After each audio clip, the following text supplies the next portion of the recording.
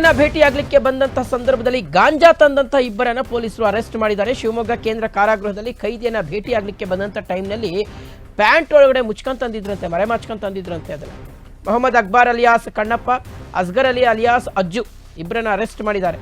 Tunganagar police ಠಾಣಾ ವ್ಯಾಪ್ತಿಯಲ್ಲಿ ಇಬ್ಬರನ್ನ ಅರೆಸ್ಟ್ ಮಾಡಲಾಗಿರುವಂಥದ್ದು. ನಿನ್ನೆ ಸಂಜೆ ಕಾರಾಗೃಹದಲ್ಲಿ ಕೈದಿಯೊಬ್ಬರನ್ನ ಭೇಟಿಯಾಗಲಿ ಇವರಿಬ್ಬರು ಆಗಮಿಸಿರ್ತಾರೆ.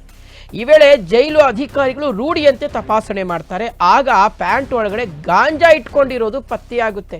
ಇಮಿಡಿಯೇಟ್ ಆಗಿ ಕ್ಯಾಚ್ ಹಾಕೋತಾರೆ.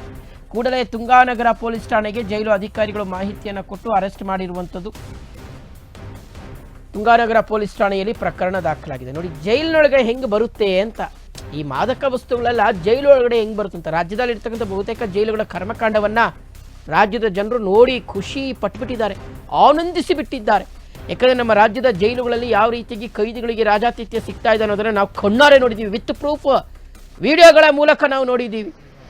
ಎಣ್ಣೆ, ಗಾಂಜಾ, ಮಾದಕ ವಸ್ತುಗಳು, ಸಿಗರೇಟು ಏನು ಬೇಕು ಎಲ್ಲ ಸಿಗುತ್ತೆ ಜೈಲಿನಲ್ಲಿ ರಾಜಾರೋಷವಾಗಿ.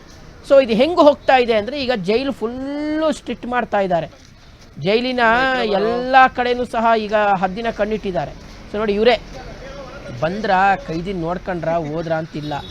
ಇವ್ರು ಬಂದಿದ್ದ ಉದ್ದೇಶನೇ ಅದೇ.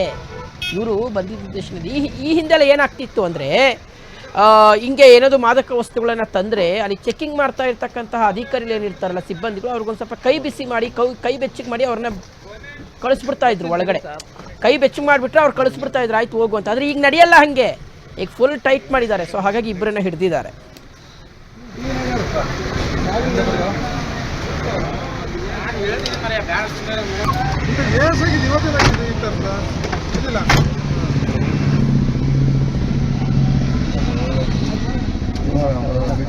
ಇಷ್ಟ ಇದೆ ಅದು.